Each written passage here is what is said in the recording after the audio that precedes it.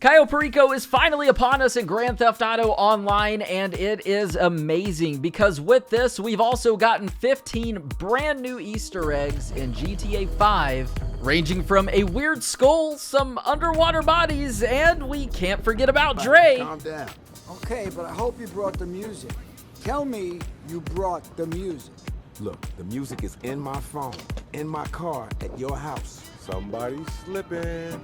If y'all learn at least one new thing from this video, the only thing that I ask in return is that you click thumbs up and subscribe with notifications on.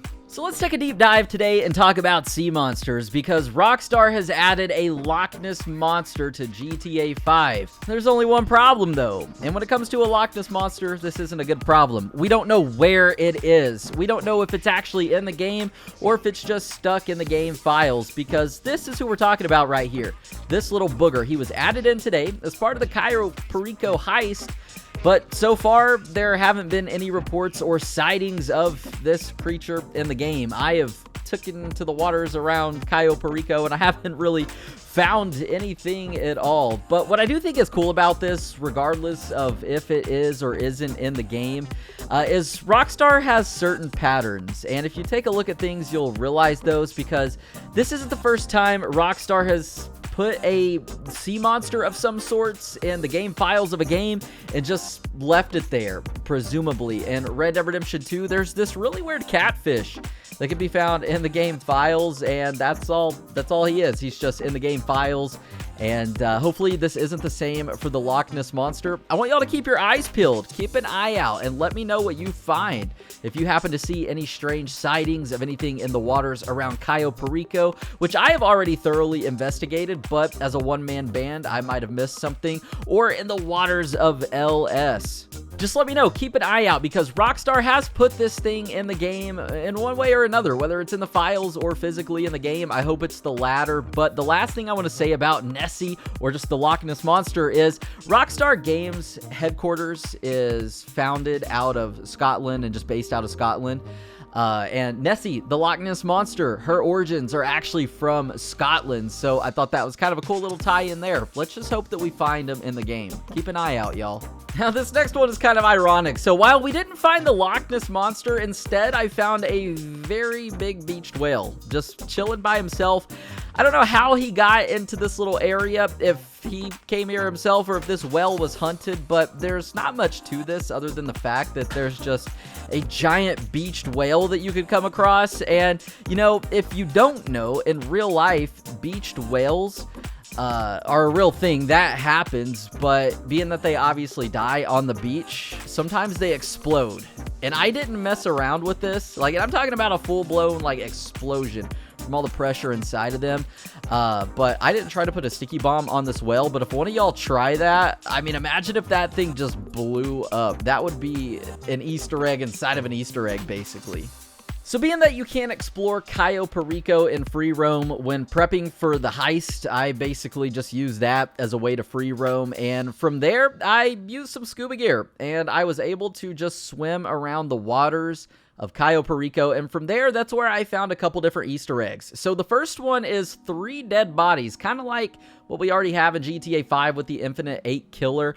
These people are wrapped up, they look mummified, and they are at the foot of the hills, or the cliffs, at the base, basically, of El Rubio's mansion. So one of these bodies is in a trunk, and it just makes you wonder, what did these people do, male or female, to get on El Rubio's bad side? I don't want to know, but things like this are really cool to come across in the game.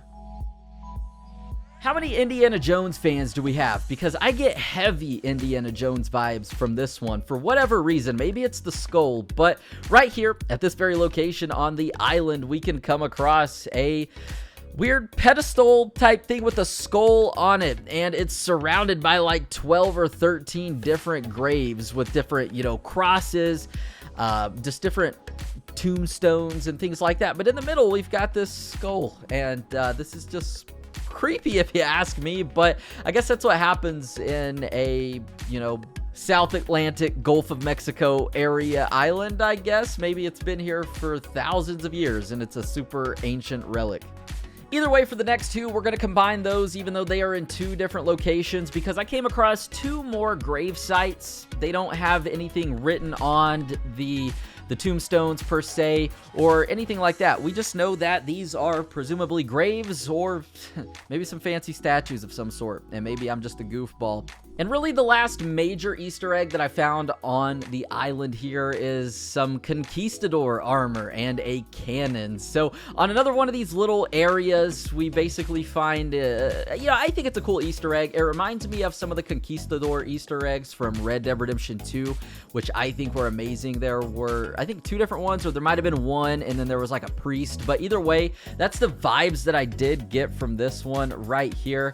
It fits very well with kind of the Puerto Rican island, the South American area, all that kind of stuff. But for me, at least, it makes me wonder, how did these things end up here and how do they stay in place for so long, especially being on this random part of this rock in the ocean where like the wind would be blowing and waves would be crashing. But I guess that's just Rockstar logic.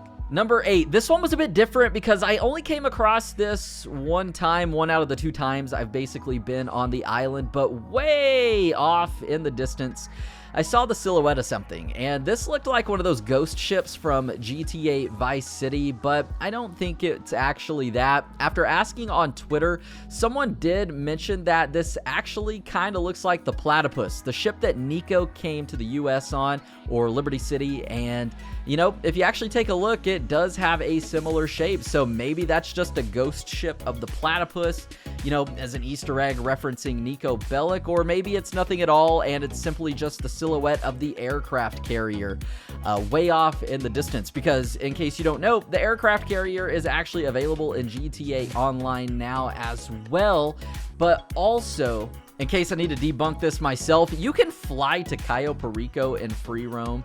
I just don't believe it'll load in all the way. So if this was the carrier, I think that maybe it would be, I don't think you'd be able to see it. But either way, some of y'all are saying this is the carrier, and that does make sense. But the Nico thing sounds a little bit cooler, even if that isn't proven. So do you remember a few weeks back when Rockstar said, hey, we are going to reward the GTA community and all players if everybody bands together and creates or robs a total of $1 billion worldwide in heists in a total of 7 days? And that happened. And as a result, Rockstar is rewarding us with the GoKart in GTA Online. So this one's going to be pretty cool to have. If you don't know, this is a beta vehicle that's been basically scrapped from GTA 5 from the beginning. But as with everything in GTA Online, well, the beta content is being added back in. Now this one here is pretty cool. So when you're actually doing the heist, and I don't have footage of this, but and you're inside El Rubio's mansion, you can find a couple different images on the wall referencing Red Dead Redemption 2, and one of those is a family portrait of actually a character and a family from Red Dead Redemption 2 that we do a mission for, and this is Andreas, a German immigrant. We help rescue him and return him and reunite him with his family, his wife and his kids, and that's it. But we see this in El Rubio's mansion, and it makes me think of something that he said, and El Rubio does mention that his grandfather was German. So could this be the grandson of Andreas from RDR2? If that is the case, and you can make the argument that they kind of look alike, then if they are related, this confirms, even if it kind of already has been, that Red Dead Redemption 2 and GTA are in the same universe and they cross over. So that's really cool. And then the last 3 eggs that we have, or secrets, isn't necessarily an Easter egg. It's more of a cameo, but it's Dr. Dre, DJ Pooh, and Jimmy Iovine. 3 legends in the hip-hop, radio, rap world, and industry that are in the game. This one caught me off guard when I was live streaming earlier, and I loved this one. But either way, those are 15 Easter eggs in Grand Theft Auto 5 that are brand new in 2020, as well as the Loch Ness Monster. Keep an eye out. Let's find Nessie. Let's see if she's actually in the game. If y'all enjoyed, please click thumbs up, subscribe with notifications on.